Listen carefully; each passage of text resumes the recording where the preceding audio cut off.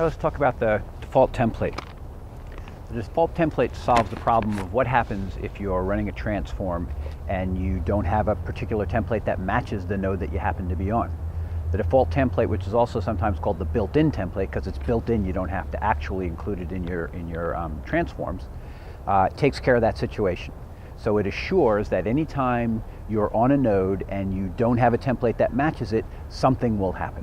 Now, the something that happens is the kind of the least amount of particular thinking that could happen. It's the most general thing that could happen, which is you just output the value of that node, and then you begin to traverse into the nodes under it. So conceptually, what the default template does is it gives you a fallback. So if there's no other more specific template that matches the node you're on, you'll at least get the value out of the node, and it will continue processing inside that node. So it won't stop with the node itself, it'll go down into all the children of the node. Now actually, all the children isn't entirely right. It won't do the attributes, which to my mind is kind of a weird thing, but it does do all of the child elements. Okay, so that's what it does conceptually. Let's take a look at it sort of more formally. On the picture that you see on this page, you see a style sheet, and it has one template inside of it, and that template actually is the built-in template. That's the default template. And what the default template does, first of all, is it matches anything. So if you look at the match attribute, it's star, horizontal bar or pipe, /. The horizontal pipe means or. So this will match star, which is anything, or the root node, which is /. So in other words, this template is designed to match anything. On the other hand, it's the lowest priority, so if there's any other matching template that also matches the current node, this one won't run, that one will run instead. But if all else fails and there's nothing else to run, this one will run. So what does it do? It does a value of select dot, and in fact I put value of in here because it's the closest thing to what I mean, but you might already see that if I had a value of select dot, that would select all the values of the child elements, and so this one actually only selects the value of the node itself and not all of its child elements. And then what it does is it doesn't apply templates. So it'll go into the children of that node, and one at a time look at all the children and try to find a template to match. Again, if there's no template to match, the default template will run again, and in that sense it's running recursively.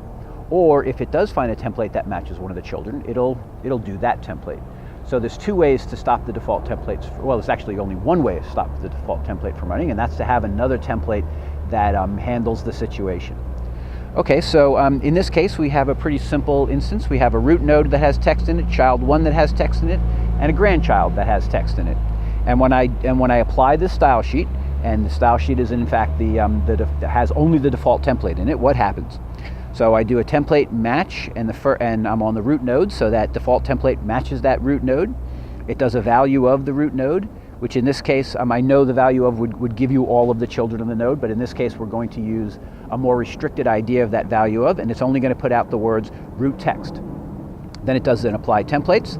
The apply templates will bring up all the children of the root node, which happens to be only one, the child 1 tag.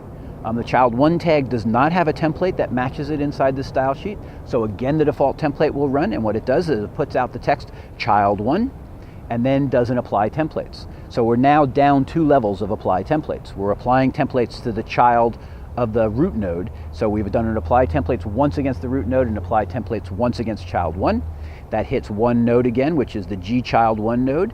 And since there's no template matching G child 1, it puts out G child 1's text, which in this case is grandchild 1 space text. So you can see in the output for this transform that we have root text smacked right up against child 1 text, smacked right up against grandchild 1 text. And as I look at this, there should be a space between child 1 and the word text. So there's a little error in here that maybe I'll fix before you even see this.